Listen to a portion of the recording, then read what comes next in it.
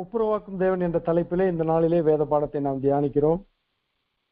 உலகம் அனைத்திலும் இருக்கிற சமயங்களிலே, மத மார்க்கங்களிலே இல்லாத ஒரு சிறப்பான காரியம், சிலுவையிலே கிறிஸ்து இயேசு நமக்கு பலியான அந்த காரியத்தில்தான் இந்த ஒப்புரவாக்குதல் தொடங்குகிறது.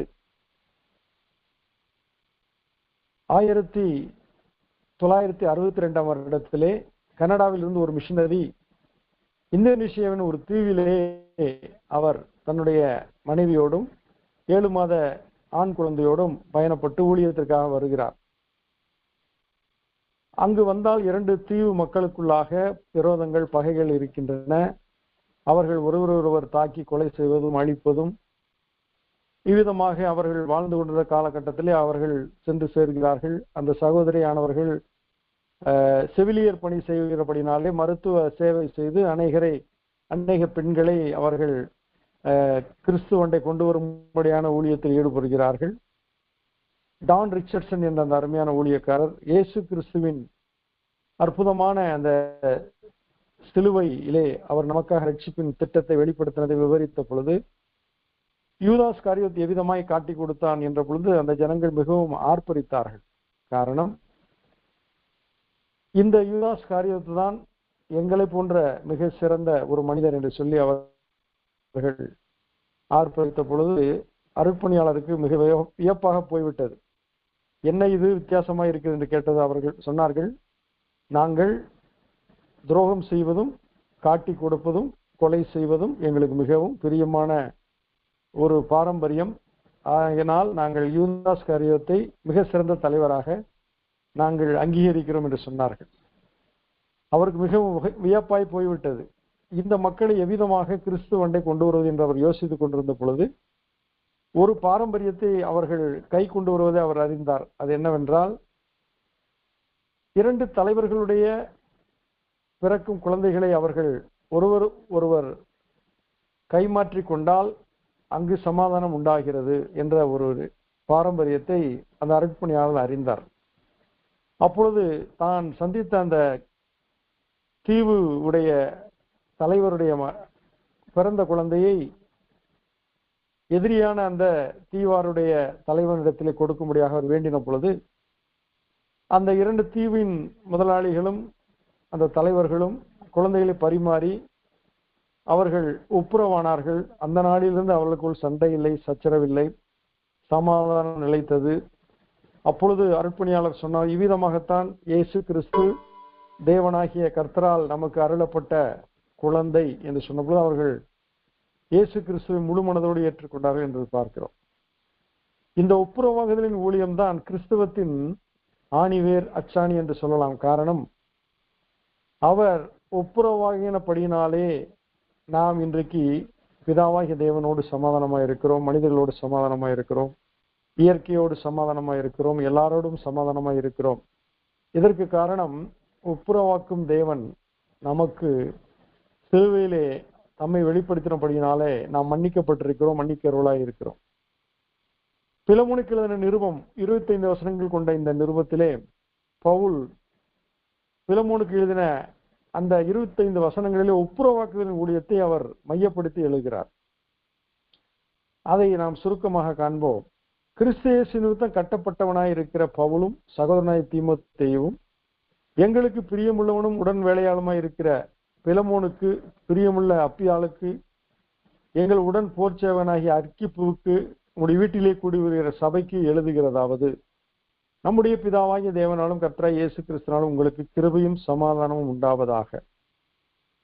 இந்த கொலோசே பட்டணத்திலே இருந்த இந்த திருச்சபை, சிறிய ஆசியா என்று இன்றைக்கு துருக்கி நாட்டிலே அழைக்கப்படுகிற இடத்திலே இருந்த ஒரு கொலோசே என்ற பட்டணத்திலே ஒரு திருச்சபை உண்டானது. இது எப்படி என்றால், 3வது அர்ப்பணி பயணத்திலே 3 வருடங்கள் எபேசு பட்டணத்திலே பவுல் தங்கியிருந்த பொழுது எப்பாப்பிரா என்ற ஒரு சீடன் பவுலிடத்திலே கற்றுக்கொண்ட நற்செய்தி பாடங்களை, தேவனுடைய தரிசனங்களை சுமந்து கொண்டு கொலோசே பட்டணத்திலும் லவோதிக்கா பட்டணத்திலும் ஊழியங்களை அவர் உண்டாக்கி திருச்சபைகளை ஏற்படுத்தினார். அதில் இந்த கொலோசே பட்டணத்திலே பிலமோன் என்ற ஒரு நல்ல ஆதரவு தருகிற ஒரு மனிதனுடைய வீட்டிலே ஒரு சபை நடந்து கொண்டிருந்தது. அந்த பிலமோனுடைய வீட்டிலே ஒனோசிமு என்ற ஒரு வேலைக்காரன் இருந்தான். ஆனால் அவன் தன் எஜமானாகிய பிலமோனிடத்திலே நிறைய கடன்பட்டவனாக இருந்தான். மட்டுமல்ல, அவன் திடீரென்று அவன் புறப்பட்டு போகும் பொழுது சில உடைமைகளை அவன் எடுத்து சென்றிருக்க வேண்டும். ஆகினால் பிலமோனுக்கு அவனை குறித்து மிகப்பெரிய ஒரு வருத்தமும் ஒரு விசனமும் உண்டாயிற்று. இந்த ஒனோசிமு இப்பொழுது ரோமாபுரியிலே பவுலோடு சிறையிலே இருந்த பொழுது பவுல் ஒனோசிமுவை கிறிஸ்துவுக்குள் வழி நடத்துகிறார். இப்பொழுது திரும்ப விடுதலையாக்கப்படுகிற அந்த ஒனோசிமுவை அவர் பிலமோனிடத்திலே திருப்பி அனுப்புகிறார். எப்படி இளையகுமாரன் தகப்பனிடத்திலே திரும்பி வந்தான், அதை போல தவறான பாதையிலே போன ஒனோசிமு இப்பொழுது ரட்சிக்கப்பட்டவனாக உடன் சகோதரனாக பிலமோன் வீட்டுக்கு அனுப்பப்படுகிறான். இந்த ஒப்புரவாக்குதலின் கடிதத்தை பவுல் எழுதுகிறார். இவ்விதமாக எழுதுகிறார்: கர்த்தராகிய இயேசுவினிடத்திலும் எல்லா பரிசுத்தவான்களிடத்திலும் உள்ள உம்முடைய அன்பையும் உம்முடைய விசுவாசத்தையும் நான் கேள்விப்பட்டு என் ஜெபங்களில் உம்மை நினைத்து எப்பொழுதும் என் தேவனுக்கு ஸ்தோத்திரம் செய்து உங்களில் உள்ள சகல நன்மைகளும் தெரியப்படுகிறதுனாலே உம்முடைய விசுவாசத்தின் அந்யோன்யம் கிறிஸ்து இயேசுவுக்கு பயன்பட வேண்டும் என்று வேண்டுதல் செய்கிறேன். சகோதரனே, பரிசுத்தவான்களுடைய உள்ளங்கள் உம்மாலே இளைப்பாறினபடியால் உம்முடைய அன்பினாலே மிகுந்த சந்தோஷமும் ஆறுதலும் அடைந்திருக்கிறோம். ஆகையால் பவுலாகிய நான் முதிர் வயது உள்ளவனாகவும் இயேசு கிறிஸ்து நிமித்தம் இப்பொழுது கட்டப்பட்டவனாகவும் இருக்கிறபடியால் நீர் செய்யத்தக்கதை உமக்கு கட்டளையிடும்படிக்கு கிறிஸ்துவுக்குள் நான் துணியத்தக்கதவனாக இருந்தாலும் அப்படி செய்யாமல் அன்பின் நிமித்தம் மன்றாடுகிறேன். என் மகனாகிய ஒனோசிமு அவனுக்காக நான் மன்றாடுகிறேன் என்று சொல்லி அவர் எழுதுகிறார். என்னவென்றால், கட்டப்பட்டிருக்கையில் நான் பெற்ற என் மகனாகிய ஒனோசிமுக்காக உம்மை மன்றாடுகிறேன். முன்னே அவன் உமக்கு பிரயோஜனம் இல்லாதவன், இப்பொழுதோ உமக்கும் எனக்கும் பிரயோஜனம் உள்ளவன். அவனை நான் உம்மிடத்திற்கு அனுப்புகிறேன். என் உள்ளம் போலிருக்கிற அவனை நீர் ஏற்றுக்கொள்ளும். சுவிசேஷத்து நிமித்தம் கட்டப்பட்டிருக்கிற எனக்கு ஊழியம் செய்யும்படி உமக்கு பதிலாக அவனை என்னிடத்தில் வைத்துக் கொள்ள வேண்டும் என்றிருந்தேன். ஆனாலும் நீர் செய்யும் நன்மையை கட்டாயத்தினால் அல்ல, மனப்பூர்வமாய் செய்யத்தக்கதாக நான் உம்முடைய சம்மதி இல்லாமல் ஒன்றும் செய்ய எனக்கு மனதில்லை. அவன் என்னென்றைக்கும் உம்முடையவனாய் இருக்கும்படிக்கு இனிமேல் அவன் அடிமையானவனாக அல்ல, அடிமையானவனுக்கு மேலானவனாகவும் பிரியமுள்ள சகோதரனுமாய் இருக்கும்படிக்கு கொஞ்ச காலம் உம்மை விட்டு பிரிந்து போனானாக்கும். எனக்கு அவன் பிரியமான சகோதரனானால் உமக்கும் சரீரத்தின்படியே கர்த்தருக்குள் எவ்வளவு பிரியமுள்ளவனாய் இருக்க வேண்டும். ஆதலால் நீர் என்னை உம்மோடு ஐக்கியமானவன் என்று எண்ணினால் என்னை ஏற்றுக்கொள்வது போல அவனையும் ஏற்றுக்கொள்ளும். அவன் உமக்கு யாதொரு அநியாயம் செய்ததும் உம்மிடத்தில் கடன் பட்டதும் உண்டானால் அதை என் கணக்கிலே வைத்துக் கொள்ளும். பவுலாகி நான் அதை என் சொந்த கையாலே எழுதினேன், நான் அதை செலுத்தி தீர்ப்பேன். நீர் உம்மைத்தாமே எனக்கு கடனாக செலுத்த வேண்டும் என்று நான் உமக்கு சொல்ல வேண்டியதில்லையே. ஆம் சகோதரனே, கர்த்தருக்குள் உம்மாலே எனக்கு பிரயோஜனம் உண்டாகட்டும். கர்த்தருக்குள் என் உள்ளத்தை இளைப்பார பண்ணும். நான் சொல்லுகிறதிலும் அதிகமாய் செய்வீர் என்று அறிந்து இதற்கு நீர் இணங்குவீர் என்று நிச்சயித்து உமக்கு எழுதியிருக்கிறேன். மேலும் உங்கள் விண்ணப்பங்களினாலே நான் உங்களுக்கு அனுக்கிரகிக்கப்படுவேன் என்று நம்பியிருக்கிறபடியால் நான் இருக்கும்படிக்கு ஒரு இடத்தை எனக்காக ஆயத்தம் பண்ணும். கிறிஸ்து இயேசு நிமித்தம் என்னோடு கூட காவலில் வைக்கப்பட்டிருக்க எப்பாப்பிராவும் என் உடன் வேலையாட்களாய் இருக்கிற மார்க்கும் அரிஸ்தர்க்கும் தேமாவும் லூக்காவும் உமக்கு வாழ்த்துதல் சொல்கிறார்கள். உடைய கர்த்தராகிய இயேசு கிறிஸ்துவின் கிருபை உங்கள் ஆவியுடனே கூட இருப்பதாக. ஆமென். இந்த கடிதம் ஒரு ஒப்புரவாக்குதலின் கடிதமாய் காணப்படுகிறது. ஒனேசிமு என்ற ஒரு மனிதனுடைய தவறை சரி செய்யும்படியாக அவன் செலுத்த வேண்டியதை பவுலே ஏற்றுக்கொண்டு அதை செலுத்தி தீர்ப்பதை உறுதியிட்டு எழுதப்படுகிற இந்த கடிதம் ஒரு ஒப்புரவாக்குதலின் கடிதம். இந்த கடிதத்தின் வாயிலாக முன்பு விரோதிகளாய் காணப்படுகிற அல்லது பிரிவினைக்குள்ளாய் சிக்கி இருக்கிற தவறான புரிந்துள்ளதுக்குள்ளாக கசப்புகளுக்கும் வெறுப்புகளுக்குள்ளாக இருக்கிற இரண்டு நபர்களுக்குள்ளாக ஒரு சமாதானத்தை, ஒரு ஒற்றுமையை, ஒரு ஒருங்கிணைப்பை ஏற்படுத்த பவுல் எழுதின கடிதம்தான் இந்த ஒப்புரவாக்குதலின் கடிதம். இப்பொழுது நாம் கிறிஸ்துவிடத்தில் வருவோமானால் அவர் நம்மை ஒப்புரவாக்குகிற தேவனாய் இருக்கிறார். அதை குறித்து நாம் பார்ப்போம். ரோமர் 5ஆம் அதிகாரம் 10-11 வசனங்களிலே, நாம் தேவனுக்கு சத்துருக்களாய் இருக்கையில் அவருடைய குமாரனின் மரணத்தினாலே அவருடனே ஒப்புரவாக்கப்பட்டோமானால் ஒப்புரவாக்கப்பட்ட பின் நாம் அவருடைய ஜீவனாலே ரட்சிக்கப்படுவது அதிக நிச்சயமாமே. அதுவும் அல்லாமல் இப்பொழுது ஒப்புரவாகுதலை நமக்கு கிடைக்க பண்ணி நம்முடைய கர்த்தராகிய இயேசு கிறிஸ்து மூலமாய் நாம் தேவனை பற்றியும் மேன்மை பாராட்டுகின்றோம்.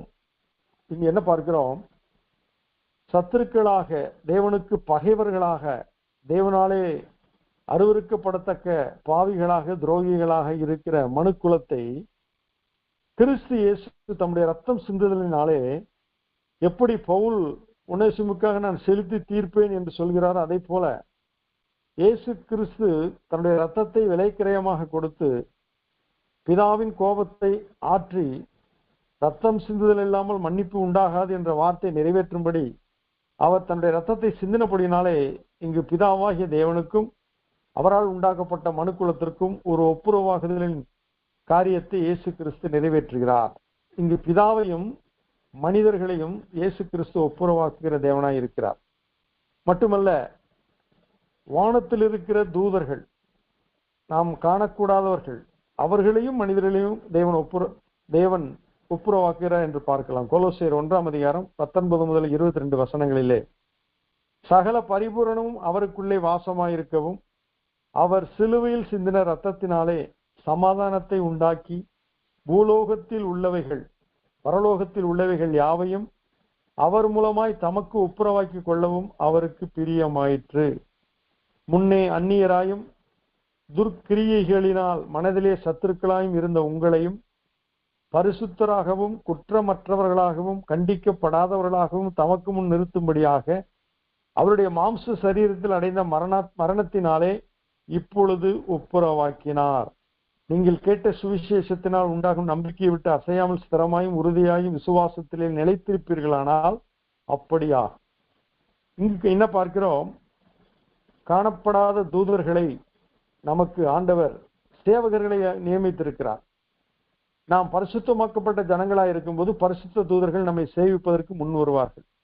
நாம் பாவிகளும் துரோகிகளுமாய் இருப்போமானால் பரிசுத்தமான தூதர்கள் நம்மை சேவிப்பதற்கு நமக்கு சேவகம் செய்வதற்கு எப்படி அவர்கள் முன் வருவார்கள்?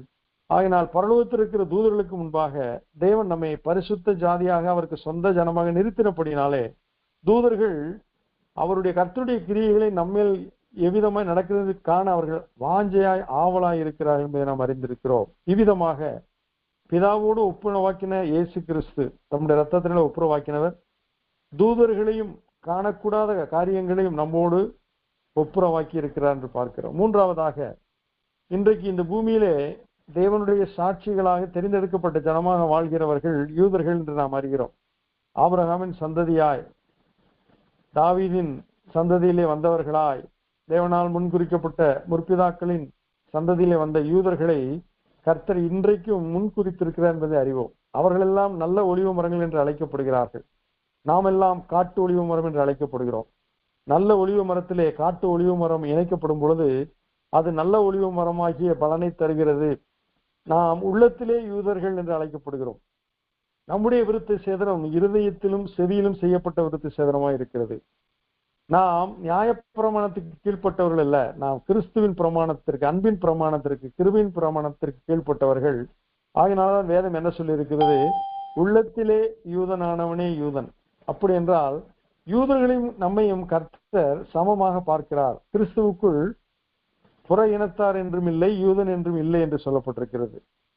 அப்படி என்றால் கலாத்தியிலே சொன்னபடி யூதன் என்றும் இல்லை, கிரேக்கன் என்றும் இல்லை, யூதன் என்றும் இல்லை, யூதர் அல்லாதவன் என்றும் இல்லை என்று சொல்லப்பட்டிருக்கிறது. அப்படி என்றால் விசுவாசத்தினாலே மனம் திரும்புகிற ஒவ்வொருவரும் கிறிஸ்து இயேசுவுக்குள் அவர்கள் ஆவிக்குரியவர்களாக யூதர்களாக இருக்கிறார்கள். இதைத்தான் எபேசியர் 2:13-18 வசனங்களிலே நியாயப்பிரமாணத்தை நிறைவேற்றி அவர் இருதரத்தாரையும் ஒப்புரவாக்கினார் என்று பார்க்கிறோம். முன்னே தூரமாய் இருந்த நீங்கள், இது நம்மை குறித்து சொல்லப்பட்டிருக்கிறது. இப்பொழுது கிறிஸ்து இயேசுவுக்குள் கிறிஸ்துவின் ரத்தத்தினாலே சமீபமானீர்கள். கர்த்தரை தெய்வமாக கொண்ட ஜனம் பாக்கியம் உள்ளது. அவருடைய கிருபாசனத்தன்றிலே தைரியமாய் கிட்டி சேர கிடவோம் என்று சொல்லப்பட்டிருக்கிறது. அப்படி என்றால் இவ்வளவு சமீபமாய் அவரிடத்திலே சேரும்படியான சிலாக்கியம் கொடுக்கப்பட்ட நாம் எவ்வளவு பாக்கியவான்கள்! எப்படியெனில் அவரே நம்முடைய சமாதான காரணராகி இரு திறத்தாரையும், யூதர்களையும் யூதர் அல்லாத விசுவாச மக்களையும் ஒன்றாக்கி பகையாக நின்ற பிரிவினையாகிய நடுசுவரை தகர்த்து, இதைத்தான் நாம் சமாரிய பெண்ணிடத்தில் பார்க்கிறோம். நீ யூதனாய் இருக்க என்னிடத்தில் தண்ணீர் தாரும் என்று எப்படி கேட்கலாம் என்று சொல்லி அவள் கேட்கிறாள். ஏனென்றால் யூதர்களும் சமாரியர்களும் சம்பந்தம் கலக்காதவர்கள்.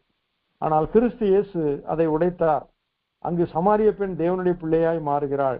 சமாரியர்கள் கிறிஸ்துவை ஏற்றுக்கொண்டபடினாலே அவர்களுடைய பெயர்கள் ஜீவ புஸ்தகத்தில் எழுதப்படுகிறது.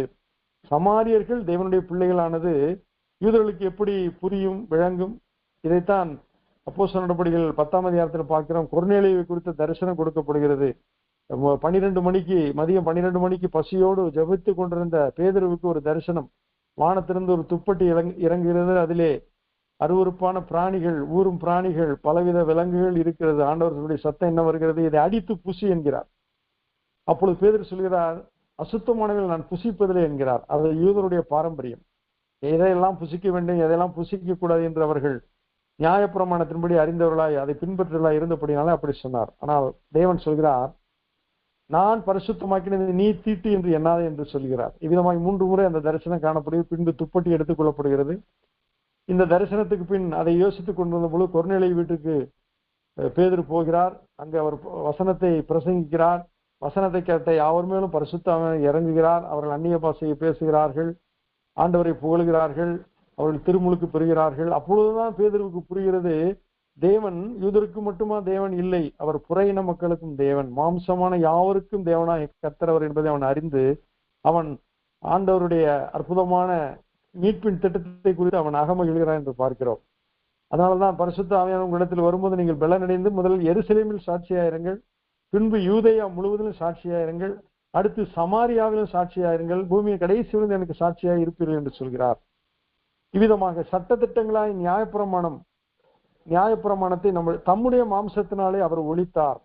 இருதிறத்தாரையும் தமக்குள்ளே ஒரே புதிய மனுஷனாக சிருஷ்டித்து இப்படி சமாதானம் பண்ணி பகையை சிலுவையினால் கொன்று அதனாலே இருதிறத்தாரையும் ஒரே சரீரமாக தேவனுக்கு ஒப்புரவாக்கினார். இங்கு கிறிஸ்துவுக்குள் ஒருவன் புது சிருஷ்டியாய் இருக்கிறான். பழையவைகள் ஒளிந்து போயின, எல்லாம் புதிதாயின. இருளின் ராஜ்யத்தில் இருந்தவர்கள் ஒளியின் ராஜ்யத்துக்கு வருகிறார்கள். சபிக்கப்பட வேண்டியவர்கள் பாதாளத்திற்கு, நரகத்திற்கு அனுப்பப்பட வேண்டியவர்கள் பரலோகத்துக்கு என்று பிரித்தெடுக்கப்படுகிறார்கள். விதமாக யூதருக்கு கொடுக்கப்பட்ட சிலாக்கியம், யூதருக்கு நியமிக்கப்பட்ட வாக்குத்தத்தங்கள் அனைத்தும் விசுவாசத்தினாலே எல்லாரும் பெற்றுக்கொள்கிறார்கள். ராகாப் என்ற வேசி விசுவாசத்தினாலே சேதமாகாதிருந்தால் அவள் இன்றைக்கும் இஸ்ரவேலின் நடுவில் குடியிருக்கிறார் என்று சொல்லப்பட்டிருக்கிறது. இந்த சபிக்கப்பட்ட அந்த எரிகோ பட்டணத்தில் இருந்த அந்த பெண் தவறான வாழ்க்கை முறையை வாழ்ந்தவள், ஆனால் அவள் விசுவாசத்தினால் நீதிமானாக்கப்பட்டாள். இன்றைக்கும் அவளுடைய சந்ததியில் தான்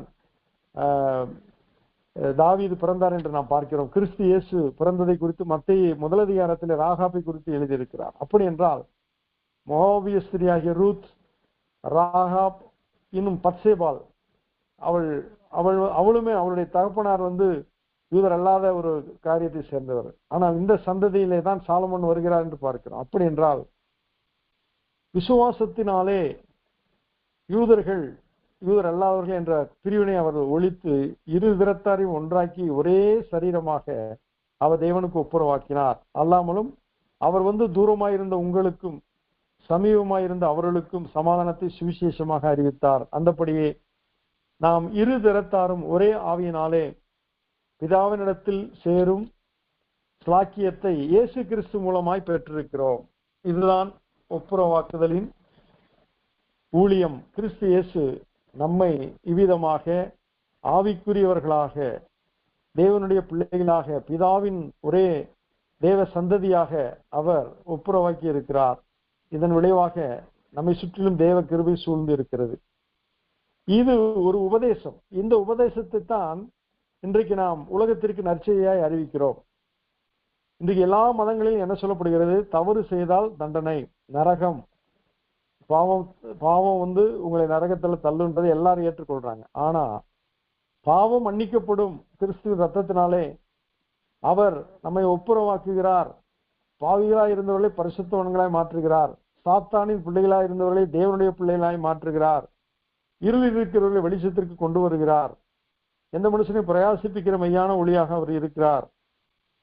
பாதாளத்தை வென்று பரலோகத்திலே போய் சேர்க்கிறார். இதெல்லாம் ஒப்புரவாக்குதலில் நடக்கிற உபதேசத்தின் காரியங்கள். இந்த உபதேசங்களை இன்றைக்கு மக்களுக்கு சொல்லாதபடியினால் எல்லா மதத்தை போலவும் கிறிஸ்தவம் இருக்கிறது என்று எண்ணுகிறார்கள்.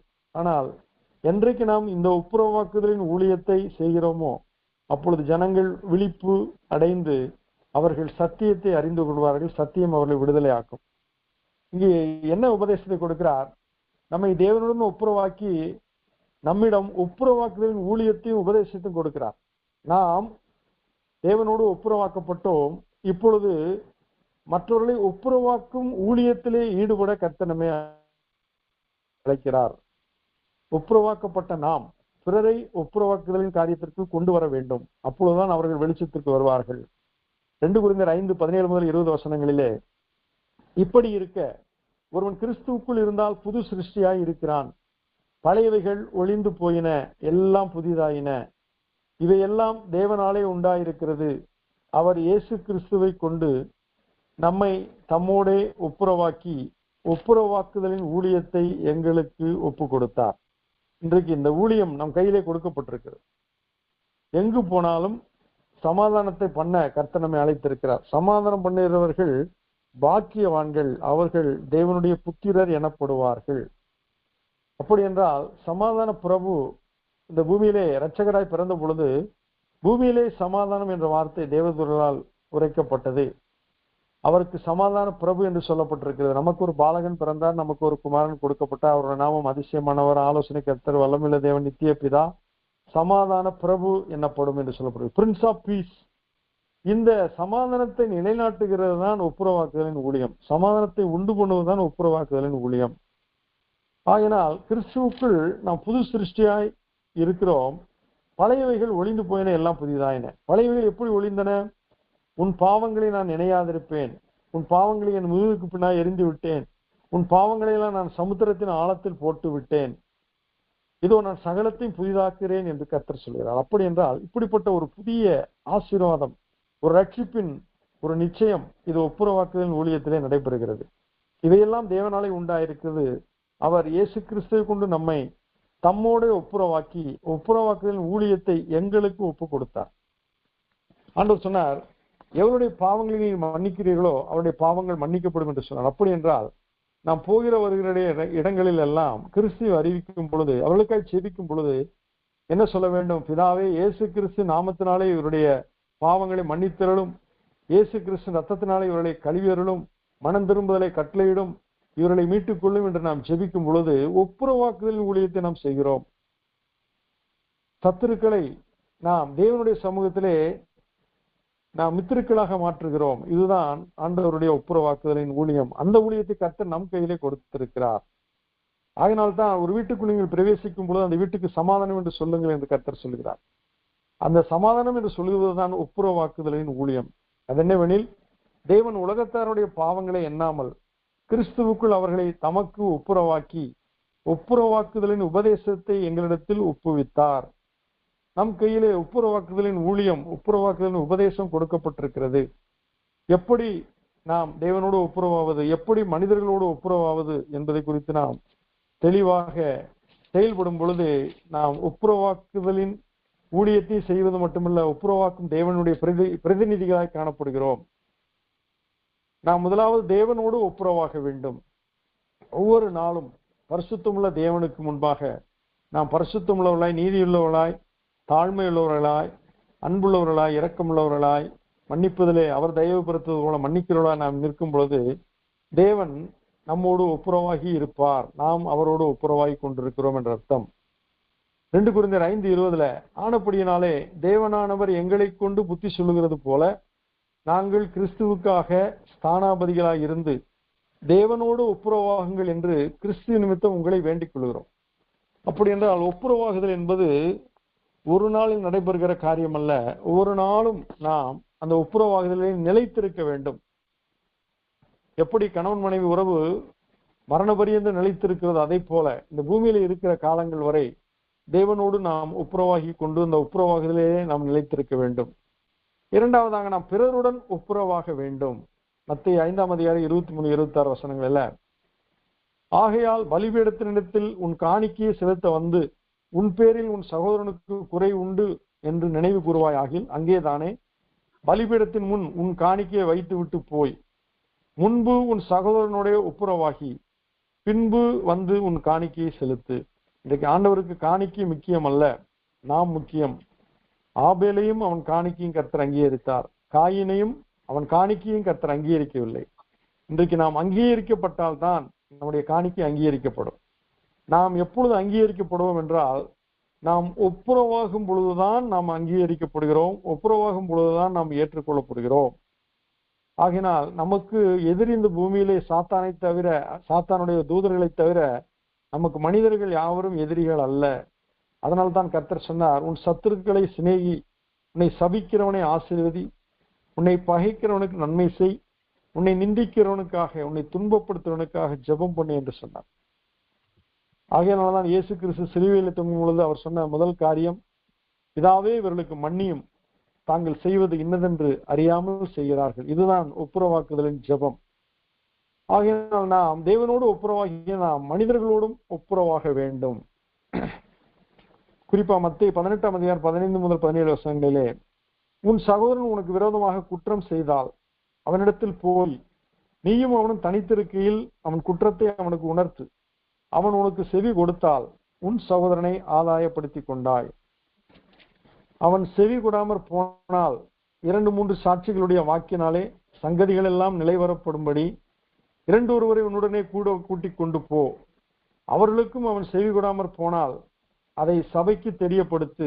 சபைக்கும் அவன் செவி கொடாதிருப்பானால் அவன் உனக்கு அஞ்ஞானியை போலவும் ஆயக்காரனை போலவும் இருப்பானாக என்று சொல்லப்பட்டிருக்கிறது. அப்படி என்றால் சகோதரன் பிணக்கமாய் இணக்கமாய் வராத போது அவனிடத்திலே யார் போய் ஒப்புரவாகுவது? நான் என்ன தவறு செய்தேன், நான் ஏன் போய் ஒப்புரவாக வேண்டும் என்று மமதையாய் இருமப்பாய் மேட்டிமையாய் இராதபடிக்கு நம்மை தாழ்த்தி நாம் முன் சென்று சகோதரனோடு இணங்கி நாம் ஒப்புரவாக செல்லும் பொழுது ஆண்டவர் நாம் அந்த ஒப்புரவாக்குதலின் காரியங்களை செய்கிறோம் என்று அறிந்து நம்மிலே அவர் பிரியமாய் இருப்பார்.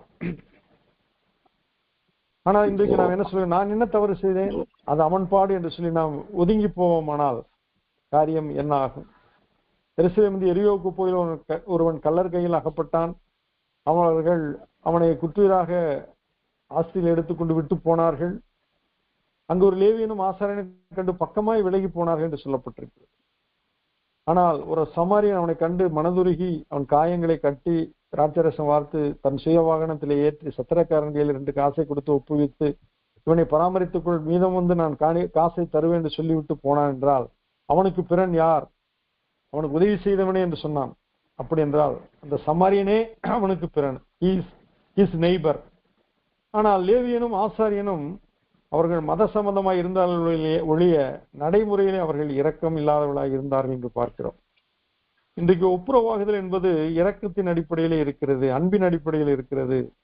அது தேவனுடைய வார்த்தைக்கு கீழ்ப்படுகிற காரியமாக ஒப்புரவாகுதல் இருக்கிறது. கணவன் மனைவிக்குள்ளாக பிரச்சனை வரும், சில நெருடல்கள் வரும், சில ஒவ்வாமையான சில கருத்து வேற்றுமைகள் வரும்.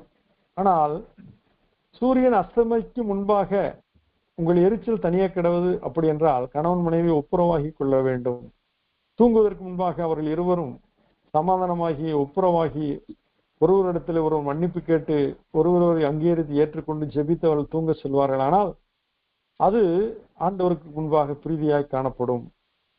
இதை செய்யாத பொழுதுதான் நான் பெரியவனா நீ பெரியவளா என்று சொல்லி எண்ணங்கள் வரும் பொழுது விவாகரத்து இன்றைக்கு சாதாரணமாக காணப்படுகிறது. நான் சம்பாதிக்கிறேன், என் காசு என்னிடத்திலே, உன் காசு உன்னிடத்திலே என்று இருக்கும் பொழுது பிரிவினைகள் தாண்டவமாடும். அங்கு ஒப்புரவாகுதல் இல்லை என்று பார்க்கிறோம். இதைத்தான் 1 கொரிந்தியர் 7:10-11 வசனங்களை பவுல் எழுதுகிறார். விவாகம் பண்ணி கொண்டவர்களுக்கு நானல்ல கர்த்தரே கட்டளையிடுகிறதாவது, மனைவியானவள் தன் புருஷனை விட்டு பிரிந்து போக கூடாது. பிரிந்து போனால் அவள் விவாகம் இல்லாதிருக்க கடவுள், அல்லது புருஷனுடைய ஒப்புரவாக கடவுள். புருஷனும் தன் மனைவியை தள்ளிவிடக் கூடாது, ஏனென்றால் தள்ளி விடுதலை நான் வெறுக்கிறேன் என்று கர்த்தர் சொல்லியிருக்கிறார். அப்படி என்றால் ஒப்புரவாகி வாழ்வதுதான் ஒரு உத்தமமான கிறிஸ்தவ வாழ்க்கை. இந்த ஒப்புரவாகுதல் இல்லை என்றால் கசப்புகள் வெறுப்புகள் குப்பையில போல குவிந்து விடும். ஆகினால் இந்த ஒப்புரவாக்குதலை நாம் நிலைத்திருக்க வேண்டும். மட்டுமல்ல, இந்த உலகத்திற்கு ஒப்புரவாக்குதலின் உபதேசத்தை நாம் அறிவிக்க வேண்டும். முதல் காரியம் இதிலே, நீங்கள் மனம் திரும்பி குணப்படுங்கள் என்று ஒப்புரவாக்குதலின் ஊழியத்தை நாம் உபதேசமாக பிறருக்கு அறிவிக்க வேண்டும். இன்றைக்கு பிரச்சனைகள் எல்லா இடங்களிலும் இருக்கத்தான் செய்கிறது. சமாதானம் பண்ணுவதற்கு என்ன செய்ய வேண்டியது? சொல்ல வேண்டிய காரியம், நீங்கள் மனம் திரும்பி குணப்படுங்கள். அப்போஸ்தலர் 3:19-20 வசனங்களிலே ஆனபடியினாலே கர்த்தருடைய சன்னிதானத்திலிருந்து இளைப்பாறுதலின் காலங்கள் வரும்படிக்கும் முன்னே குறிக்கப்பட்ட இயேசு கிறிஸ்துவை அவர் உங்களிடத்தில் அனுப்பும்படிக்கும் உங்கள் பாவங்கள் நிவர்த்தி செய்யப்படும் பொருட்டு நீங்கள் மனம் திரும்பி குணப்படுங்கள். கிறிஸ்து எப்பொழுது பிரசன்னமாவார், கிறிஸ்து எப்பொழுது இந்த ஒப்புரவாகுதலின் காரியத்திலே மகிழ்ச்சியாய் வருவார் என்றால், மனம் திரும்பி குணப்படும் பொழுது, இறக்கப்படும் பொழுது, இறங்கி செல்லும் பொழுது, விட்டு கொடுக்கும் பொழுது. இந்த ஒப்புரவாகுதலின் உபதேசம் என்பது இதுதான். இரண்டாவதாக, நாம் கிறிஸ்துவை ஏற்றுக்கொண்ட பிறகு நம்முடைய அடிப்படை வாழ்க்கையின் நோக்கமே, நம்முடைய இலக்கே கிறிஸ்துவை போல் ஆவது. அவர் வரும்போது நாம் எவ்விதமாக இருப்போம் என்று அறியோம். அவர் வரும்போது அவர் இருக்கிற வண்ணமாக இருப்போம் என்று சொல்லப்பட்டிருக்கிறது. அன்றைக்கு மட்டுமல்ல, இன்றைக்கு நாம் இயேசுவை போல மாறுவதற்கு நம்மை அர்ப்பணிக்க வேண்டும். வார்த்தையிலும் வாழ்க்கையிலும் கிறிஸ்து வெளிப்படும்படியாக. இதைத்தான் கொலோசியர் 3:12-17 வசனங்களிலே, ஆகையால் நீங்கள் தேவனால் தெரிந்து கொள்ளப்பட்ட பரிசுத்தரும் பிரியருமாய் உருக்கமான இரக்கத்தையும் தயவையும் மன தாழ்மையையும் சாந்தத்தையும் நீடிய பொறுமையும் தரித்து கொண்டு ஒருவரை ஒருவர் தாங்கி ஒருவர் பேரில் ஒருவருக்கு குறைபாடு உண்டானால் கிறிஸ்து உங்களுக்கு மன்னித்தது போல ஒருவருக்கொருவர் மன்னியுங்கள். இது எல்லாவற்றின் மேலும் பூரண சர்க்குணத்தின் கட்டாகிய அன்பை தரித்து கொள்ளுங்கள். தேவ சமாதானம் உங்கள் இருதயங்களில் ஆழக்கடவது. இதற்கென்றே நீங்கள் ஒரே சரீரமாக அழைக்கப்பட்டீர்கள். நன்றி அறிதல் உள்ளவர்களுமாய் இருங்கள். கிறிஸ்துவின் வசனம் உங்களுக்குள்ளே சகல ஞானத்தோடும் பரிபூர்ணமாக வாசமாயிருப்பதாக. சங்கீதங்களினாலும் கீர்த்தனைகளினாலும் ஞான பாட்டுகளினாலும் ஒருவருக்கொருவர் போதித்து புத்தி சொல்லிக் கொண்டு உங்கள் இருதயத்திலே கர்த்தரை பக்தியுடன் பாடி, வார்த்தையினாலாவது கிரியையினாலாவது நீங்கள் எதை செய்தாலும் அதையெல்லாம் கர்த்தராகிய இயேசுவின் நாமத்தினாலே செய்து அவர் முன்னிலையாக பிதாவாகிய தேவனை ஸ்தோத்தரியுங்கள். பாருங்கள், நாம் இந்த ஒப்புரவாகுதலின் உபதேசத்தை நாம் கைக்கொள்ளும் பொழுதும் பிறருக்கு அறிவிக்கும் பொழுதும் தேவனுக்கு நாம் ஸ்தோத்திரங்களை ஏறெடுக்கிறோம். ரோமர் 12:18 கூடுமானால் உங்களால் ஆன மட்டும் எல்லா மனுஷரோடும் சமாதானமாயிருங்கள் என்று சொல்லப்பட்டிருக்கிறது. ஒப்புரவாகும் பொழுதுதானே சமாதானம் நிலைக்கும். எபிரேயர் 12:14 யாவரோடும் சமாதானமாயிருக்கவும் பரிசுத்தம் உள்ளவர்களாயிருக்கவும் நாடுங்கள். பரிசுத்தம் இல்லாமல் ஒருவனும் கர்த்தரை தரிசிப்பதில்லையே. ஒப்புரவாகுதல் இல்லாமல் பரிசுத்தம் இல்லை. ஒப்புரவாகுதல் இல்லாமல் சமாதானம் இல்லை. ஒப்புரவாகுதல் இல்லாமல் நாம் சந்தோஷமாக இருக்க முடியாது. ஆகையினால்தான் ஆண்டவராகிய கர்த்தர் சொன்னார், நீ போய் நீ வழியிலே உன்னை நியாயாதிபதியிடத்திலே அவனை ஒப்புக்கூடாதபடிக்கு வழியிலே சீக்கிரமாய் அவனுடைய நல் மனம் பொருந்து சீக்கிரம் அவனுடைய ஒப்புரவாகிவிடு என்று கர்த்தர் சொல்கிறார். நாம் நாளைக்கு பார்த்துக்கொள்ளலாம் என்று நினைப்போம். ஆனால் இரவிலேயே நாம் ஒப்புரவாகுதலே நம்முடைய தொலைபேசி வாயிலாக கூட நாம் அறிவித்து விட வேண்டும். நேரடியாய் சந்தித்து ஒப்புரவாகி கொள்ள வேண்டும். சீக்கிரமாய் நல்மனம் பொருந்து என்று கர்த்தர் சொல்லுகிறார். மட்டுமல்ல, நாம் நித்தியத்தில் சேருவதற்கு ஒப்புரவாக வேண்டும். நிலையான நகரம் நமக்கு இங்கே இல்லை, வரப்போகிறதை நாடி தேடுகிறோம். எபிரேயர் 13:20-21 வசனங்களிலே, நித்திய உடன்படிக்கையின் ரத்தத்தினாலே ஆடுகளுடைய பெரிய மேய்ப்பரான நம்முடைய கர்த்தராகிய இயேசுவை மரித்தொழுந்து ஏறி வர பண்ணின சமாதானத்தின் தேவன் இயேசு கிறிஸ்துவை கொண்டு தமக்கு முன்பாக பிரியமானதை செய்ய உங்களில் அவர் கிரியை நடப்பித்து நீங்கள் தம்முடைய சித்தத்தின்படி செய்ய உங்களை சகலவித நற்கிரியைகளிலும் சீர் புரிந்தவர்களாக்குவாராக. அவருக்கு என்னென்றைக்கும் மகிமை உண்டாவதாக. ஆமென். பாபிலோன் சிறையிருப்பிலே இருந்த இஸ்ரவேலருக்கு கர்த்தர், அவர் தேவனாய் கர்த்தரே அந்த ஜனங்களோடு இறங்கி அவர் ஒப்புரவாகிறார். அவர்கள் 70 வருட சிறையிருப்பை கர்த்தர் நிர்ணயித்திருந்தார், நியமித்திருந்தார். இப்பொழுது தேவனாய கர்த்தர் அவர்களுக்கு இறங்குகிறார். எப்படி 430 வருடங்கள் எகிப்திலே இருந்த இஸ்ரவேலருக்கு அவர் இறங்கி அவர் ஒப்புரவானாரோ, ஜனங்களோடு அவர் பேசினாரோ, ஜனங்களை விடுதலை செய்தார், அதே போல பாபிலோன் சிறையிருப்பில் இருந்தவர்களோடும் தேவனாகிய கர்த்தர் ஒப்புரவானார். எசேக்கியேல் 36:11 வசனத்துல பின்பகுதியில, உங்கள் முந்தின சீரை பார்க்கிலும் உங்களுக்கு நற்சீர் உண்டாக செய்வேன், அதனால் நான் கர்த்தர் என்று அறிந்து கொள்வீர்கள். இதுதான் ஒப்புரவாக்குதலின் விளைவு. அவர்கள் அடிமைகளாய் இருக்கிறார்கள் பாபிலோனிலே. இப்பொழுது அவர்களை சீர் பொருந்த செய்கிறார். முந்தின சீரை பார்க்கல உங்களுக்கு நற்சீர் உண்டாக நான் செய்வேன், அதனால் நான் கர்த்தர் என்று அறிந்து கொள்வீர்கள், நான் ஒப்புரவாக்கும் தேவன் என்பதை அவர் அங்கு நிரூபிக்கிறார். ஆகினால் இந்த காலகட்டங்களிலே நாம் ஒப்புரவாக வேண்டும். தேவனோடு முதலாவது ஒப்புரவாக வேண்டும், மனிதர்களோடு நாம் ஒப்புரவாக வேண்டும், இயற்கையோடு நாம் இணங்கி ஒப்புரவாக வேண்டும். இயற்கையை எதிர்க்கக்கூடாது. இன்றைக்கு மரங்கள் எல்லாம் அழிக்கப்பட்டபடினாலே வெப்பம் தகிக்கிறது. ஆக்சிஜன், அந்த மரங்கள் உயிர் பிராணவாயு வெளியிடுவதை நிறுத்தினபடினாலே இன்றைக்கு நாம் எல்லாரும் அதிக வெப்பத்திலே அலைக்கழிக்கப்படுகிறோம், வருத்தப்படுகிறோம். இயற்கையோடு நாம் ஒப்புரவாக வேண்டும். பிராணிகளோடு, உயிர்வாழ் ஜந்துக்களோடு நாம் அவைகளை விரோதிக்காதபடி, பகைக்காதபடி யாவரோடும் நாம் ஒப்புரவாகி வாழும் பொழுது அங்கு சமாதானம் உண்டாகிறது, சந்தோஷம் உண்டாகிறது, மகிழ்ச்சி உண்டாகிறது. தேவன் அங்கு நோவா நாட்களிலே ஜலப்பிரளயத்தை அனுப்பினார். ஆனால் பேழையிலிருந்து வெளியே வந்த நோவா பலி செலுத்தின போது கர்த்தர் அதை சுகந்த வாசனையாக நுகர்ந்தார். அங்கு நோவா தேவனோடு ஒப்புரவானான். தேவனாகி கர்த்தர் நோவாவோடும் அவன் குடும்பத்தாரோடும் ஒப்புரவானார். கிறிஸ்து இயேசு சிலுவையிலே பலியான பொழுது பிதாவாகி தேவன் பகைவர்களாய் இருந்த, சத்துருக்களாய் இருந்த நம்மோடு அவர் கிறிஸ்துவின் ரத்தத்தினாலே அவர் ஒப்புரவானார். இன்றைக்கு நாம் சமாதானத்தை விதைக்க அழைக்கப்பட்டிருக்கிறோம், சமாதானத்தை சொல்ல அழைக்கப்பட்டிருக்கிறோம், ஒப்புரவாக்குதல் ஊழியத்தை நிறைவேற்ற அழைக்கப்பட்டிருக்கிறோம். நற்செய்தியிலே இந்த ஒப்புரவாக்குதலை எவ்விதமாய் இயேசு கிறிஸ்து நடத்தினார் என்பதை அறிவித்தால்தான் ஜனங்களுக்கு நற்செய்தி விளங்கும். இல்லை என்றால் ஏதோ மதம் மாற்றம் என்று எண்ணிக்கொண்டிருப்பார்கள். ஆகினால் இந்த ஒப்புரவாக்குதலின் ஊழியத்தை நாம் நிறைவேற்றுவோம். இந்த ஒப்புரவாக்குதலின் வாயிலாக நம்முடைய வாழ்க்கையிலே நாமும் இணங்குகிறவர்களாக, இறங்குகிறவர்களாக, மன்னிக்கிறதிலே தயவு பெருத்த தேவனை போல நாமும் மன்னிக்கிறவர்களாக இருக்கும் பொழுது நமக்கு எந்த மனிதர்கள் மேலும் தனிப்பட்ட ஒரு கசப்பு வெறுப்பு காணப்படாது. அவர்களோடு நாம் ஒப்புரவாவோம், அவர்களோடு நாம் இணங்கி நடப்போம். நாம் அந்த இந்தோனேஷியா பகுதியிலே இருந்த தீவிலே நடந்த சம்பவத்தை குறித்து நாம் திரும்பி ரீகலெக்ட் பண்ணுவோமானால், பீஸ் சைல்டு என்று சொல்லி ஒரு புத்தகம் வெளியிட்டிருக்கிறார்கள். அதிலே இந்த டான் ரிச்சர்ட்சன் என்ற அர்ப்பணியாளர் அந்த ஒப்புரவாக்குதலின் ஊழியத்தை எவ்விதமாக செய்தார் என்பதை குறித்து அவர் விளக்கியிருக்கிறார். குழந்தைகள் கைமாற்றம் பெறுகிறார்கள். அப்பொழுது அங்கு ஒப்புரவாக்குதல் நடக்கிறது, ரெக்கன்சிலியேஷன் நடக்கிறது. வங்கி சரிக்கட்டும் கணக்கு என்பார்கள், பேங்க் ரெக்கன்சிலியேஷன் ஸ்டேட்மெண்ட் என்பார்கள்.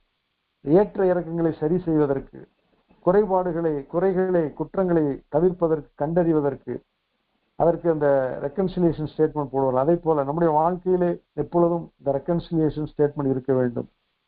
அது எப்படி என்றால் அது தேவ அன்பினாலே இருக்கிறது, அது தேவனுடைய கிருபையினாலே கொடுக்கப்பட்டிருக்கிறது.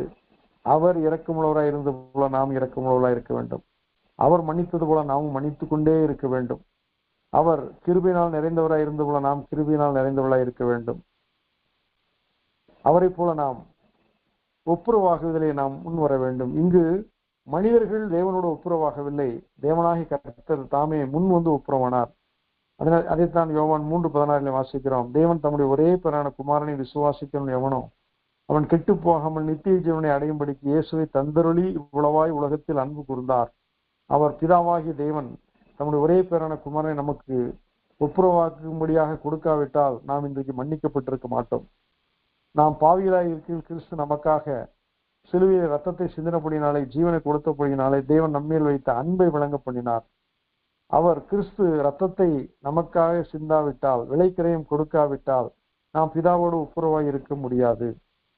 மட்டுமல்ல, சகல சத்தியத்திற்குள்ளும் வழிநடத்துகிற பரிசுத்த ஆவியானவர் தேவனுடைய அன்பை நம் இருதயத்திலே ஊற்றாவிட்டால் இந்த ஒப்புரவாக்குதலின் ஊழியத்தை நாம் விளங்கிக் கொள்ள முடியாது. ஒப்புரவாக்குதலின் உபதேசத்தை நாம் நிலைத்திருக்க முடியாது. இந்த ஒப்புரவாக்குதலின் உபதேசத்தை மற்றவர்கள் விலைக்கு சொல்லவும் நமக்கு தெரியாது. ஆயினால் ஒப்புரவாக்கும் தேவன் நம்மை பிதாவோடு ஒப்புரவாக்கினார். நம்முடைய சபையிலே, குடும்பத்திலே, உலகத்திலே அனைவரோடும் நம்மை ஒப்புரவாக்கி இருக்கிறார். நாமும் இந்த ஒப்புரவாக்குதலின் ஊழியத்தை நாம் நிறைவேற்ற வேண்டும். வேதம் என்ன சொல்லி இருக்கிறது? அன்றைய முன்பு பகைவராயிருந்த ஏரோதும் பிலாத்தும் அன்றைய தினம் சிநேகிதரானார்கள். அப்படி என்றால் காரியம் என்ன? இயேசு கிறிஸ்துவை பார்க்க வேண்டும் என்று வெகு நாளாய் ஏரோது ஆசையாயிருந்தான். அவன் எருசலேமுக்கு வந்த பொழுது இயேசு கிறிஸ்துவை பிடித்து அவரை மரணத்திற்கு ஒப்பு கொடுப்பதற்கு யூதர்கள் திட்டமிட்டிருந்து செயல்பட்டு கொண்டிருந்த வேளையிலே பிலாத்து அவரை விடுதலை செய்ய யோசனையாயிருந்தான். அவன் கேள்விப்பட்டான், கலிலேயா பகுதியிலிருந்து இயேசு வந்திருக்கிறார், ஆகையினால் இந்த காரியத்தை ஏன் ஏரோதுவிடமே அனுப்பக்கூடாது என்று சொல்லி அங்கு வந்த ஏரோது ஒரு தங்கியிருந்த அரண்மனைக்கு இயேசு கிறிஸ்துவை அவன் நியாய தீர்ப்பு என்னுடையதல்ல, இது உம்முடைய பகுதியிலிருந்து வந்த காரியமாக நீரே தீர்ப்பு செய்யும் என்று சொல்லி அனுப்பினான். அங்கு ஏரோது இயேசு கிறிஸ்துவை கேள்வி கேட்கிறான். அவரோ மாறுத்தரம் சொல்லவில்லை. காரணம், அவன் ஒரு பரியாசக்காரன், மனுஷ கொலைபாதகன். அவனுடைய தாத்தாவாகிய பெரிய ஏரோது 2 வயதுக்கு உட்பட்ட ஆண் குழந்தைகளை கொலை செய்தான். ராமாவிலே அந்த கூக்குரல் கேட்கப்படுகிறது என்று சொல்லி ராகேல் தன் பிள்ளைகளுக்காக அழுது அவள் புலம்பிக் கொண்டிருக்கிறார் என்று சொல்லி நான் பார்க்கிறோம். அப்படி என்றால் இந்த கொலைகார சந்ததியில வந்த அந்த ஏரோதுக்கு ஆண்டவர் மாறுத்தரம் கொடுக்கவில்லை. அவன் என்ன செய்தான்? அவர் மாறுத்தரம் ஒன்றும் கொடுக்காதபடினால் அவருக்கு மினுக்குள்ள வஸ்திரத்தை அனுப்பி அவரை பரியாசம் பண்ணி திருப்ப அவன் பிலாத்து இடத்திலே அனுப்பி வைத்தான் என்று பார்க்கிறோம். இதன் விளைவாக என்ன ஆயிற்று? முன்பு விரோதிகளாயிருந்த ஏரோதும் பிலாத்தும் அன்றைய தினம் சிநேகிதரானார்கள். பாருங்கள், கிறிஸ்து இயேசு சிலுவை நோக்கி போய் கொண்டிருக்கிறார். ஒப்புரவாக்குதலின் பணியை சிலுவையிலே செய்யும்படி போய் கொண்டிருக்கிறார். இப்பொழுது எதிரிகளாயிருந்த இருவர் தேசத்தின் ஆளுநர்கள் அவர்கள் ஒப்புரவாக்கப்படுகிறார்கள். காரணம், அங்கு கிறிஸ்து இருக்கிறார். இன்றைக்கு கிறிஸ்து இருக்கிற இடத்துல சமாதானம், கிறிஸ்து இருக்கிற இடத்துல ஒப்புரவாகுதல். அதே போல இன்றைக்கு நாம் இருக்கிற இடத்திலே இந்த ஒப்புரவாக்குதலின் பணி நாம் செய்ய வேண்டும். 2 பேர் பகைவராய் இருக்கிறார் என்றால் அவர்களுக்குள்ளாய் சமாதானத்தை நாம் கொண்டு வர வேண்டும், சமாதானத்தை அறிவிக்க வேண்டும். அங்கு கிறிஸ்துவின் அன்பை குறித்து நாம் சொல்லும் பொழுது அவர்கள் ஒப்புரவாக்கப்படுகிறார்கள். விதமாய் நாம் ஒப்புரவாக்கின் ஊழியத்தை செய்யும் பொழுது கர்த்தர் மகிமைப்படுவார், கர்த்தர் நம்மை ஆசீர்வதிப்பார். அவருடைய சித்தத்தை நாம் நிறைவேற்றுகிறோம். கர்த்தருக்கு பிரியமானது என்னதென்று சோதித்து பாருங்கள் என்று எபேசியர் 5:10 சொன்னபடி இந்த ஒப்புரவாக்குதலின் ஊழியத்தை நாம் செய்வது அவருக்கு பிரியம். இந்த ஒப்புரவாக்கத்திலே நம்முடைய வாழ்க்கையை நிறைவேற்றுவது அவருக்கு பிரியம். ஆகையினால் நம்மை பார்த்து ஆண்டவர் இதோ எனக்கு பிரியமானது என் தாசன் என் நேசன் என்று சொல்வதற்கான வாய்ப்புகளை நம்முடைய வாழ்க்கையிலும் வார்த்தையிலும் வாழ்க்கையிலும் ஏற்படுத்திக் கொள்வோம். கர்த்தர் நம்மை ஆசீர்வதிப்பார். இத்துடன் வேத பாடம் நிறைவுற்றது.